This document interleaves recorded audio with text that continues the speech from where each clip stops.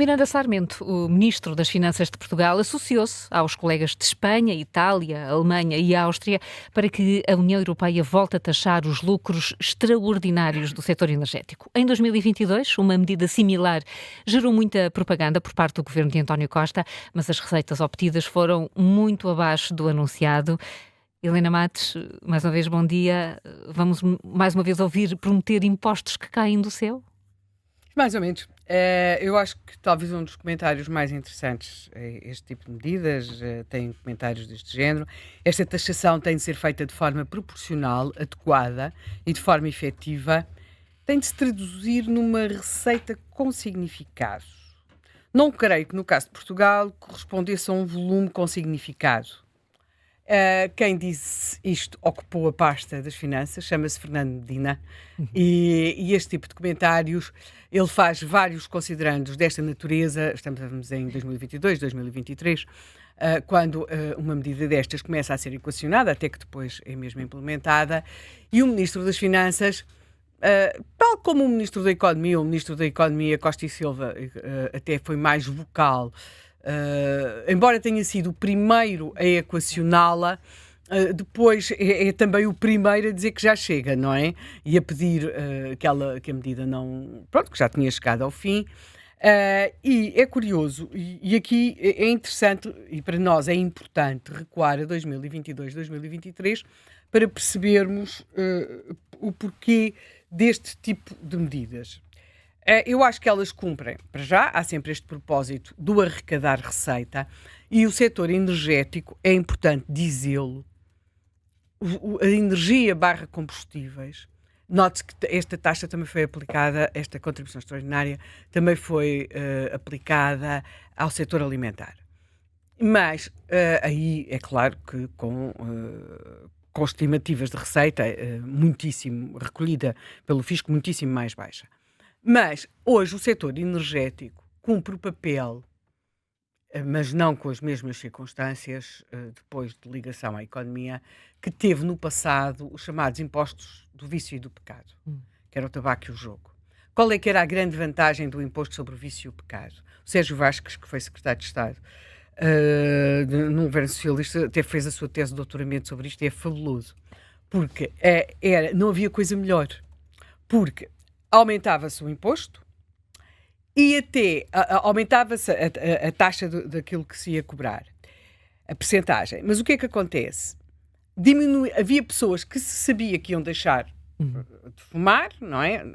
Jogar era mais complicado, mas deixavam o vício, o pecado, e até porque depois a maior parte do jogo era clandestino, mas aumentava-se a taxa, mas como as pessoas coitadas tinham aquele vício, continuavam a fumar, deixavam de fumar alguns, não é? Mas mesmo deixando de fumar algumas pessoas... Compensava. Compensava, porque cobravam mais. E depois tinha uma vantagem extraordinária, portanto, que é o tabaco podia-se aumentar à vontade e o jogo, porque não colidia com mais nenhuma indústria. Não afetava a agricultura, porque nós não produzíamos tabaco, portanto, era o imposto perfeito. Não é? São setores estanques. Sim, não afetam. E com um tipo de procura que decorre de um vício. E nós aplicamos hoje ao setor energético, não estou a falar agora aqui destes contextos de guerra, não é? Nós aplicamos hoje exatamente aos combustíveis e à energia o mesmo conceito de quase morigerador dos costumes, não é? Portanto, aumenta-se a carga fiscal, porque se precisa de receita fiscal, mas muito embrulhada no grande embrulho do agora portanto, esse novo puritanismo que são as questões ambientais. Primeiro, era as pessoas, e sanitárias, as pessoas não devem fumar, é óbvio que não devem, mas imaginemos que num dia todos os fumadores tinham deixado de fumar, e, quer dizer, e os Estados que diziam que não se devia fumar naquelas épocas teriam tido um enorme sobressalto, porque precisavam daquela receita literalmente como de pão para a boca. Esse tipo de impostos tem esse problema, não é? A taxa sobre os sacos de plástico Uhum. também acabou por não gerar receita nenhuma, porque se a pessoa tiver um comportamento correto, Sim. o Estado acaba por ser prejudicado, não é? Sim, Mas aí exa- o objetivo era Acabar com os- claramente Exatamente, reduzir. benigno, chamemos-lhe Exato, assim. Não é? sim, como sim. do tabaco, vício. ou do vício, não é? Do Pois, vício só que, educado, como só que no é caso disse. do tabaco era muito hipócrita, não é? Porque as pessoas não podiam mesmo deixar de Claro, fumar, não é? É mais Porque se fácil tive- ter um saco de plástico no carro Sim, do que parar sim, de fumar sim, quando sim, o sim. vício é profundo. Obviamente, aquilo são os sacos plásticos de uso único, quer dizer, mal comparado, não tem nada a ver com o que aconteceu com o tabaco. Ora, o que é que acontece? Nós, depois, na questão dos combustíveis, as pessoas não podem reduzir a procura. Não é uma questão de vício, é que não podem reduzir a procura. Porque senão não vão trabalhar, não levam os filhos à escola. Quer dizer, e mais a mais, com o tipo de dispersão geográfica, nós falámos imenso disso a propósito dos incêndios, e que é sempre aquele velho dilema: salva-se a casa ou salvam-se as árvores, não é? Porque nós temos populações muito dispersas e, portanto, temos de pensar as pessoas para irem ao banco, ao correio, se ele ainda existe, ao supermercado, têm de fazer deslocações, não é? E, portanto, não vão de bicicleta, não é? Não vão de burro, e, portanto, vão de automóvel. Portanto, não há aqui uma possibilidade, muitas vezes, de diminuir a deslocação. Podem diminuir-se algumas deslocações, mas não se conseguem diminuir substancialmente. Portanto, há aqui nos combustíveis, quando chega a estes momentos, e nós tivemos aqui, pronto, podíamos recuar para as questões das guerras, tudo isso já se sabe, dos choques petrolíferos, que também os tivemos no passado. Agora, como é que se reagiu agora de uma forma mais próxima em 2022, 2023, a quando da invasão da Ucrânia pela Rússia? Entre outras coisas, foram criadas esta contribuição para os lucros caídos do céu, ou chamados lucros extraordinários, quer dizer, eles não caem assim tanto do céu, eles no caso nascem mais do inferno, porque a ideia do céu é que nasceriam de uma coisa boa. Ou seja, se eles nascessem de uma coisa boa, seriam muito facilmente incorporados na economia do dia-a-dia. O problema mesmo é eles nascerem de circunstâncias negativas, não é? Terem impacto, nascem de circunstâncias negativas e têm impactos genericamente negativos na vida da maior parte das pessoas, e depois podem ter circunstancialmente impactos positivos em determinados setores da economia, e não é preciso porque explicar na parte dos combustíveis. Há um setor, e eu referi-o aqui de manhã quando lancei o programa, que acho que nós temos de debater, porque aí nós achamos muito bem os lucros caídos do céu, achamos ótimo. Estamos a falar de turismo. O turismo português vive todo este boom, além, para lá da sua qualidade e tudo isso, mas vive há vários anos a receber lucros caídos do inferno no Médio Oriente, no Norte da África. Portanto, note que países como a Tunísia, Marrocos, o Egito, a própria Turquia, têm tido problemas por conflitualidades várias e múltiplas no setor do turismo, e vários desses turistas têm procurado destinos, nomeadamente em Portugal e em Espanha, que têm vivido um boom turístico espetacular. Este mesmo ano já há dados que falam de centenas de milhões que podemos beneficiar, centenas de milhões de euros, podemos beneficiar em termos daquilo que vai ser, muito provavelmente, o desviar de rotas de vários países, porque não são apenas os países envolvidos no conflito, mas todos os países limítrofes, e que alguns desses benefícios chegarão a Portugal. Portanto, isto no setor do turismo. Mas, agora, temos aqui, voltando aqui a esta taxa sobre os lucros caídos, contribuição extraordinária sobre os lucros caídos do céu.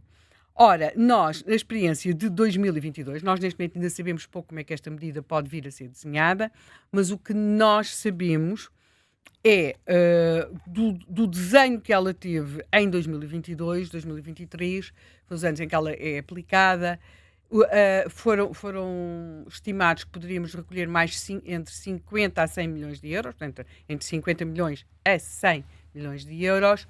a estimativa do que realmente foi apurado foi significativamente inferior.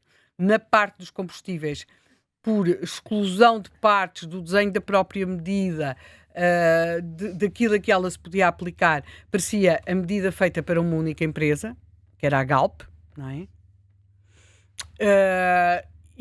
Portanto, porque as outras empresas a operar nesta área em Portugal, ou porque não tinham operação em Portugal, ou porque estavam num outro tipo de contrato, ou por todo um outro conjunto de razões, a medida não se lhe aplicou, ficou a Galp, e depois tivemos no setor alimentar o grupo Jerónimo Martins, / Pingo Doce, o grupo Sonai, / Continente. Aí há dúvidas sobre o montante apurado. No caso da Sonai, creio que se pode falar em 700 mil euros, se não estou em erro, houve contestações em tribunal, quer dizer, mas seja como for, ficou-se a Jerónimo Martins também, portanto não houve, ou seja, entre aquilo que se conseguiu apurar e aquilo que se tinha estimado apurar, houve assim uma diferença monumental. Portanto, conseguiu naquele momento servir para o governo, na prática, dizer que estava, porque a ideia também é da parte dos governos de aparecerem com uma imagem de que estão a procurar fazer justiça em momentos em que alguém poderá ter ganhos extraordinários, quando a boa parte da população está a ter perdas significativas. E, portanto, é a ideia de apresentar o Estado com uma capacidade de intervenção, mas depois o resultado de toda essa intervenção não é, de modo algum, aquele que tinha sido anunciado. Por outro lado, isto coloca-nos também em perspectiva o seguinte: nós já estamos, portanto, estas empresas já estão taxadas em IRC, e note-se que estas empresas já estão no IRC a pagar nos níveis superiores de IRC. Depois elas ainda têm de pagar as chamadas derramas, não é? Portanto, elas já são taxadas. No caso das energéticas, elas já pagam uma contribuição extraordinária sobre o setor energético, que foi criada nos governos Passos Coelho, e que depois é uma espécie de... Esta contribuição energética, nós já devemos ter constitucionalistas especializados em contribuições extraordinárias sobre o setor energético, porque assim, numa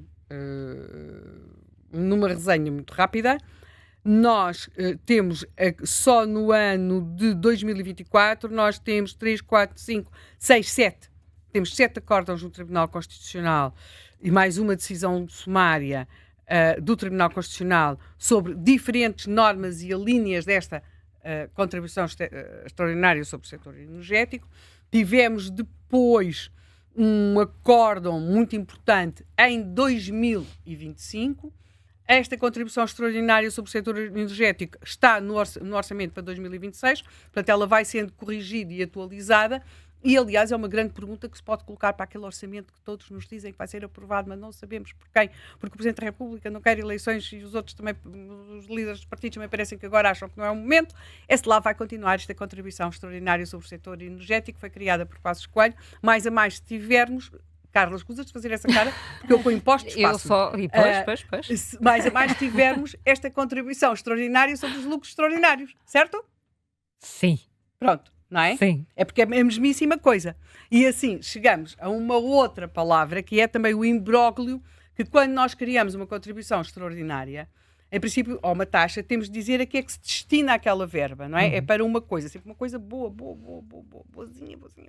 Toda a gente concorda com a finalidade, porque vai aquele dinheirinho, não é? Pronto. Sim, e este ainda não se sabe. Em princípio, a carta feita por Miranda Sarmento e os outros 4 ministros da União Europeia foi dirigida ao Comissário do Ambiente. E isso é importante, porque se nós já temos uma contribuição extraordinária sobre o setor energético, precisamos, e que seria para dotar o setor de resiliência, patati patatá, portanto, agora vamos ter de ter um outro tipo de consignação. A mesma coisa no setor alimentar, que já paga a taxa alimentar mais, não é? E agora, se estes lucros extraordinários, se esta contribuição sobre os lucros extraordinários lhe vai ser aplicada, também terá de haver outro tipo de fundamentação. E escusam de fazer esses olhos todos a olhar para mim, porque assim, isto é muito importante, porque isto depois leva, além de mais, nós nunca conseguimos apurar a receita que se diz. E depois, como andamos tantos anos nesta vida judiciais, entre cá e lá, e as empresas paga, não paga, paga, não paga, nós acabamos todos a pensar o mesmo. Eu devia ter ido, era para advogado destas coisas.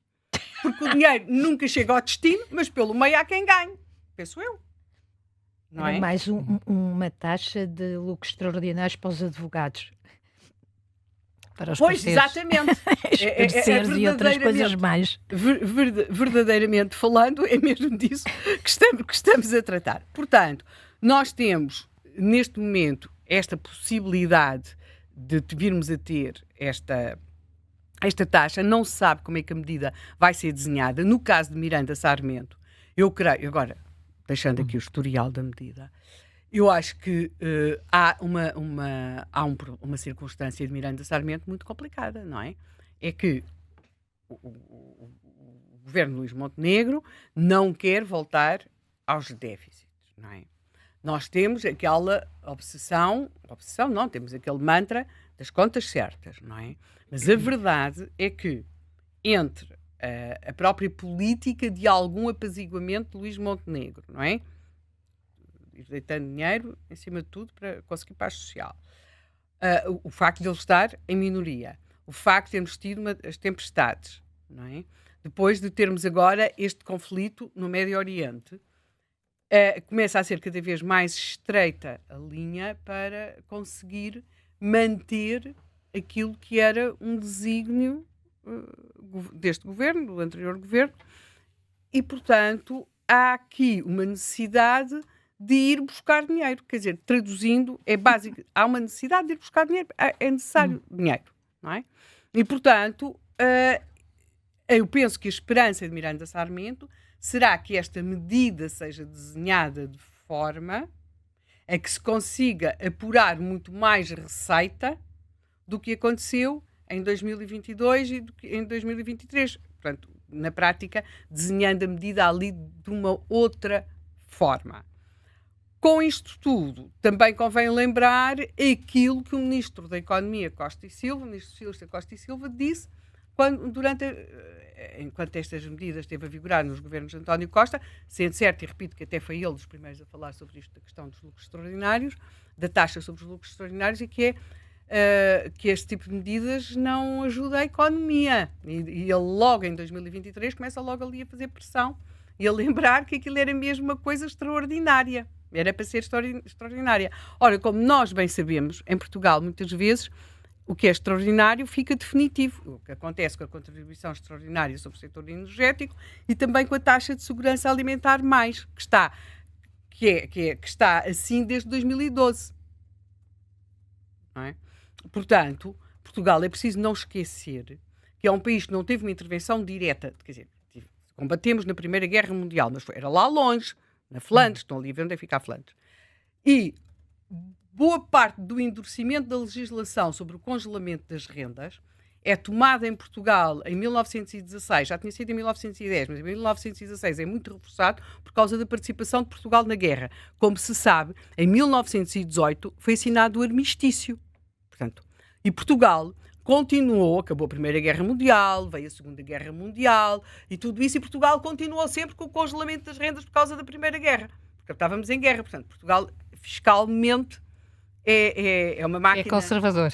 Bem, chamar-lhe conservador é uma coisa, é um animal em retromutação. Portanto, basicamente é isto. Portanto, nós estamos aqui nesta fase e também sempre, e agora apenas para acabar, com uma concepção sobre...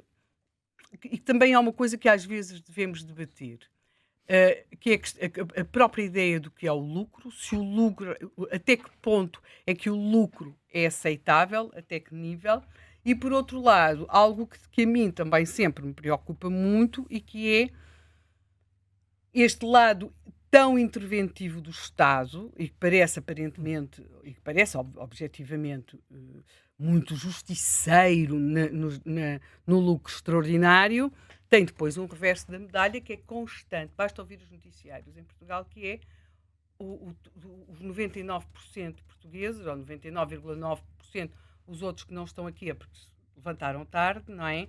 E não se lembraram que também eles teriam direito a ser ressarcidos por um prejuízo extraordinário.